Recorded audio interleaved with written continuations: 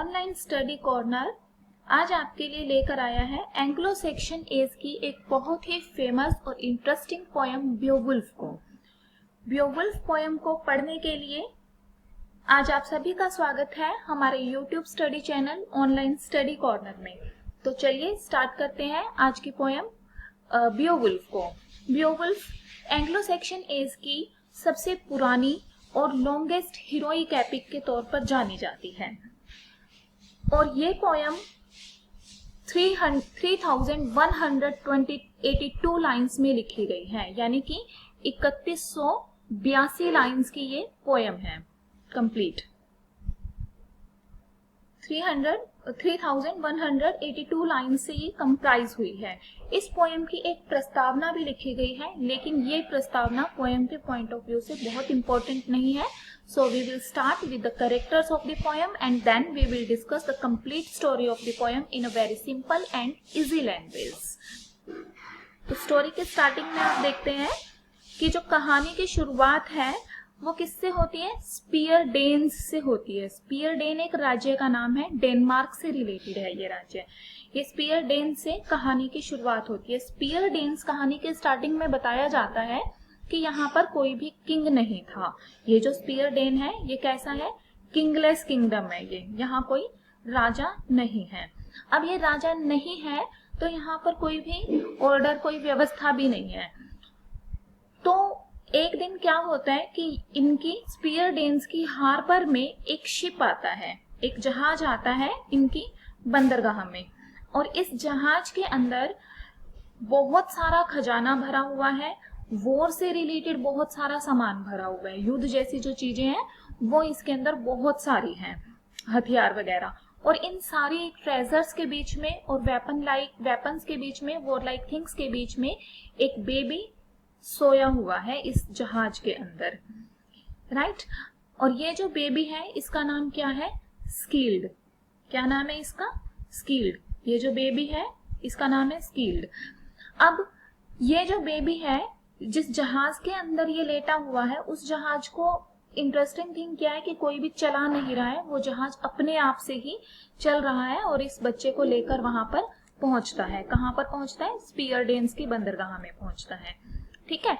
अब ये जो स्कील्ड है ये काफी लंबे समय तक वहां पर शासन करता है स्पीयर डेन्स में। जब बड़ा होता है ये एक माइटी वॉरियर में, एक बहुत ही शक्तिशाली योद्धा में चेंज हो जाता है, ठीक है, और काफी लंबे समय तक शासन करता है। अब स्कील्ड जो है जैसे वो बड़ा होता है तो उसका एक बेटा होता है जिसका नाम है Beowulf. But wait, this is not the hero of our poem Beowulf. ये जो बियोवुल्फ है ये पोयम का हीरो नहीं है, ठीक है, बल्कि कि एक और बियोवुल्फ है जो कहानी में बाद में प्रवेश करेगा, उसका नाम भी बियोवुल्फ है, वो कहानी का हीरो है, ठीक है, लेकिन ये बियोवुल्फ कहानी का हीरो नहीं है। अब जैसे जैसे बियोवुल्फ बड़ा होता है तो स्कील्ड बूढ़ा होता जाता है और एक दिन स्कील्ड की डेथ हो जाती है। अब आगे वर्णन किया गया है पोयम में कि किस तरह से वो स्कील्ड को दफनाते हैं। जब स्कील्ड को दफनाया जाता है तो बहुत सारा खजाना, बहुत सारा ट्रेजर उसके साथ दफनाया जाता है उसकी कब्र में, ठीक है।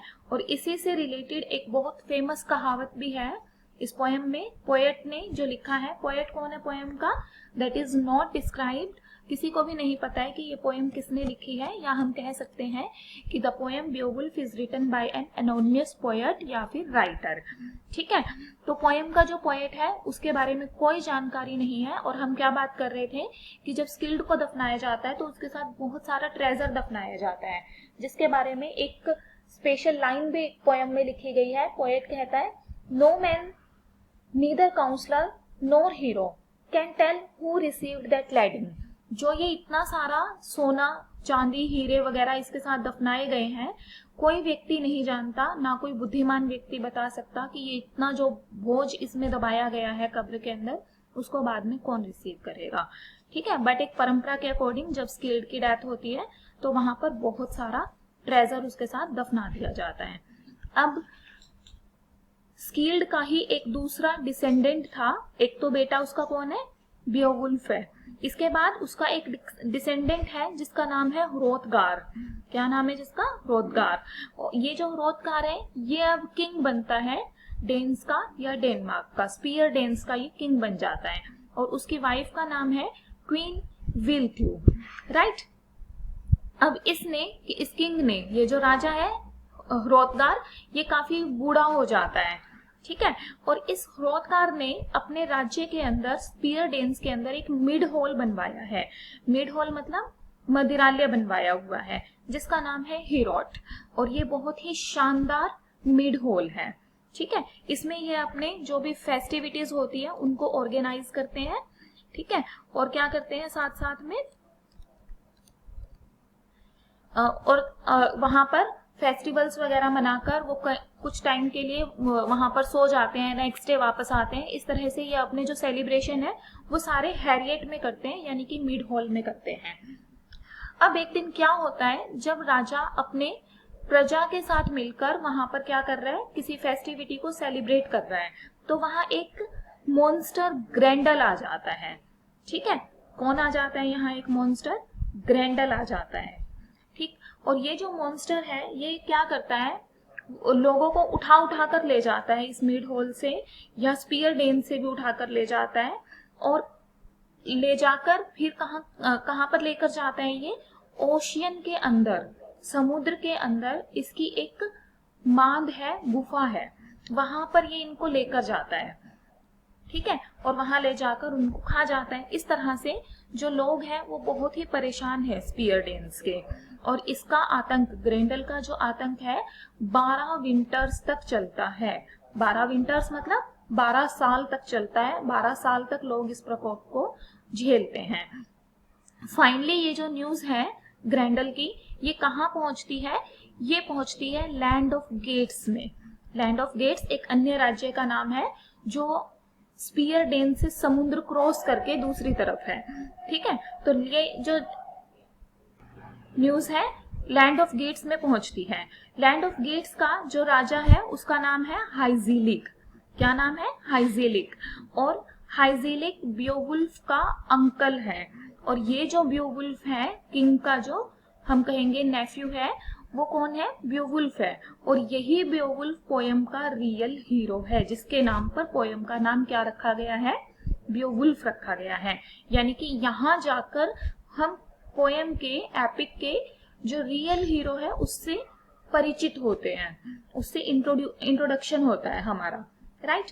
अब ये जो बियोवुल्फ द हीरो है, जैसे इसके पास ये न्यूज पहुंचती है कि स्पीयर डेन्स के अंदर एक बहुत ही शक्तिशाली मॉन्स्टर ग्रैंडल ने अपना आतंक मचाया हुआ है जो लोगों को खा रहा है, तो ये डिसाइड करता है कि मैं क्या करूंगा, वहां जाकर उन्हें बचाऊंगा, ठीक है।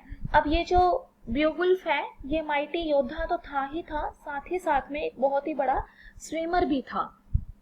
तो ये समुद्र को क्रॉस करके आता है। समुद्र को क्रॉस करके ये अकेला नहीं आता, बल्कि अपने 14 कंपेनियंस को साथ में लेकर आता है। कितने कंपेनियंस को लेकर आता है, 14 कंपेनियंस को लेकर आता है, ठीक है। अब ये 14 कंपेनियंस को जब लेकर आता है तो जब स्पीयर डेन्स में पहुंचता है तो किंग ह्रोथगार, उसकी वाइफ क्वीन विल्थ्रो इसका बहुत सम्मान करती है। क्वीन इसको अपने हाथों से ड्रिंक प्रोवाइड कराती है, और इस तरह से वो एक सेलिब्रेशन करते हैं। फाइनली जब वो रात के टाइम पर मिड हॉल में सो जाते हैं, ठीक है, तो क्या होता है, फिर से ये जो ग्रैंडल है, जो मॉन्स्टर है, ये वहां पर आ जाता है। अब जब ये ग्रैंडल आता है तो ये वहां से लोगों को उठा उठा कर खाना शुरू कर देता है, क्रश करना शुरू कर देता है, उनकी हड्डियों को तोड़ तोड़ के फेंक देता है। अब जब वो बियोवुल्फ को उठाता है तो जैसे उसको ग्रिप में लेता है, अपनी पकड़कर उसको तोड़ने लगता है, तो एकदम से जिस तरह से स्टील होता है और उसकी जो बोन्स है वो टूटती नहीं है, इस तरह से होता है। तो उसके बाद इन दोनों की, बियोवुल्फ की और ग्रैंडल की, एक लड़ाई शुरू हो जाती है। इन दोनों की लड़ाई पहले स्वॉर्ड से होती है वो, और अलग अलग हथियारों से होती है, लेकिन फाइनली ये दोनों बेयर हैंडेड, बिना किसी हथियार के लड़ने लग जाते हैं। और बाद में क्या होता है, ये जो बियोवुल्फ है ये फाइनली उसको एक बहुत ही गहरा वाउंड देता है, और जब मॉन्स्टर देखता है कि उसके साइड पर एक बहुत बड़ा ओपन वाउंड आ गया है, जख्म हो गया है, तो वो हार जाता है और वहां से भाग जाता है समुद्र में जाने के लिए, जहां पर वो लोगों को उठाकर ले जाया करता था, लेकिन उसकी कंडीशन इस तरह की है कि वो समुद्र तक पहुंच तो जाता है बट वो वहां जाकर मरने वाली कंडीशन में है। अब इसके बाद लोगों को क्या लगता है कि हम मॉन्स्टर का जो प्रकोप था, मॉन्स्टर का जो मीनेस था, उससे बच गए हैं और वो सारे के सारे सेलिब्रेशन करते हैं। लेकिन होता क्या है, नेक्स्ट डे, नेक्स्ट नाइट को, एक जिस टाइम पर वो अपनी पहली जीत का, ग्रैंडल से जीतने का सेलिब्रेशन कर रहे हैं, उस टाइम पर एक और नया मॉन्स्टर वहां पर आता है जिसका नाम है मेयरविल्फ या ब्रिमविल्फ के नाम से इसको जानते हैं। ये जो मेयरविल्फ या ब्रिमविल्फ है, ये कौन है? ये मदर ऑफ ग्रैंडल है। ग्रैंडल की, जिसको मारा था अभी, उस ग्रैंडल की मदर है ये। और ये जो मदर है, ये इटन जायंट रेस की एक मॉन्स्टर है, बहुत ही शक्तिशाली है ये। और ये क्या करती है, ये पहले कुछ इसी तरह से बाकियों को मारती है, फिर फाइनली ये बियोवुल्फ को उठाकर अपनी गुफा में ले जाती है। ठीक है, और बियोवुल्फ को जब ये उठाकर अपनी गुफा में ले जाती है तो बियोवुल्फ की किसी भी अटैक का इसके ऊपर कोई प्रभाव नहीं होता। फाइनली बियोवुल्फ क्या देखता है, वहां पर एक बहुत ही बड़ी तलवार लटकी हुई है उस गुफा के अंदर, और उस तलवार से वो उसके ऊपर अटैक करता है। ये स्वॉर्ड बहुत बड़ी है कि एक आम योद्धा उसको कैरी भी नहीं कर सकता, लेकिन जैसा कि बियोवुल्फ बहुत माइटी है, बहुत ताकतवर है, तो इस स्वॉर्ड को कैरी करके वो उसके साथ इस मदर मेयरविल्फ को मार देता है। मेयरविल्फ का मतलब होता है जो समुद्र की मॉन्स्टर है। मेयरविल्फ को मारने के बाद वो उस स्वॉर्ड से मॉन्स्टर को, जो उसका एक और मॉन्स्टर है, उसको मारता है। वैसे ही जो तलवार है, स्वॉर्ड है, वो मेल्ट हो जाती है और गायब हो जाती है। इसके बाद वो वापस आता है स्पीयरडेन्स में। अब फिर वो चला जाता है और जाकर क्या करता है, अपना शासन संभालता है। लेकिन फाइनली जो बियोवुल्फ है वो बूढ़ा हो जाता है। ठीक है, जो पोएम का हीरो है वो ओल्ड एज में पहुंच जाता है। जब वो ओल्ड एज में पहुंचता है तो पोएम के अंदर एक और छोटा सा इंसिडेंट क्रिएट किया जाता है कि एक फायरी ड्रैगन है जो क्या कर रहा है, एक गुफा है उसके अंदर बहुत बड़े खजाने की देखभाल कर रहा है। लेकिन एक व्यक्ति बाय मिस्टेक वहां पहुंच जाता है और कुछ खजाना वहां से ले आता है। तो ड्रैगन क्या करता है, ड्रैगन फायर से और स्मोक से वहां पर अपना प्रकोप मचा देता है। अब ओल्ड एज होने के बावजूद भी बियोवुल्फ उससे लड़ने के लिए उसकी गुफा में चला जाता है। जब बियोवुल्फ उसकी गुफा में जाता है तो उसको आभास होता है कि जो मृत्यु है वो उसके आसपास है। ठीक है, लेकिन फिर भी वो डरता नहीं है और वो चला जाता है, बिकॉज वो क्या सोचता है कि जो मृत्यु है वो तो लाइफ का अल्टीमेट ट्रूथ है। अब वो जब ड्रैगन से लड़ता है तो वो विगलेफ नाम के अपने एक साथी को अपने साथ लेकर जाता है गुफा में, और बाकी सारे बाहर वेट करते हैं। ड्रैगन से लड़ते लड़ते वो ड्रैगन को तो मार देता है, ड्रैगन इज स्लेन, लेकिन ड्रैगन जो फायर उगल रहा था वो उसके लंग्स में चली जाती है। जो फायर है वो बियोवुल्फ के लंग्स में चली जाती है। विगलेफ उसके कवच को उतारता है और क्या होता है, और अब जो विगलेफ है वो बाहर से बाकी साथियों को बुलाने के लिए एक इनविटेशन भेजता है। जब तक दूसरे आते हैं तो तब तक तो क्या था, जो बियोवुल्फ था वो जिंदा था, लेकिन जिस टाइम बाकी कंपेनियंस अंदर आते हैं उस टाइम पर बियोवुल्फ की डेथ हो चुकी होती है। ठीक है, और जहां पर बियोवुल्फ की डेड बॉडी पड़ी हुई है वहां बहुत सारा ट्रेजर पड़ा होता है, लेकिन जो विगलेफ है वो उस ट्रेजर पर ध्यान नहीं देता, सिर्फ वो अपने हीरो को, अपने चीफ को मरे हुए देखता है।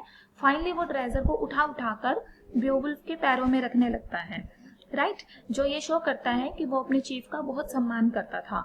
फाइनली सारे लोग आते हैं वहां पर अंदर और बियोवुल्फ को मरा हुआ देखते हैं। वो काफी माउंट करते हैं उसके मरने पर, लेकिन उनको एक खुशी होती है कि उन्होंने एक फायरी ड्रैगन से मुक्ति पाली है और उनका जो हीरो है वो युद्ध को जीत। इसके अलावा कुछ कोटेशंस हैं जो कि इस पोएम से बहुत ही इंपॉर्टेंट है और एग्जाम में कई बार पूछ ली जाती हैं, जैसे कि नो मैन से the poet neither counsellor not the hero can tell who revive that lading.